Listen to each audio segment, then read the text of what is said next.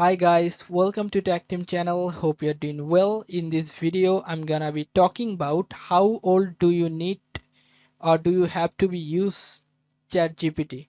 So let's go to the Google first and ask Google directly, how old do you have to be use ChatGPT?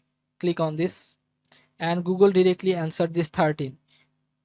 OpenAI Help Center, is ChatGPT safe for all ages? Is ChatGPT safe for all ages? ChatGPT is not meant for children under 13. So, and we require that children ages 13 to 18 obtain parental consent before using ChatGPT. Okay, you have got your answer here.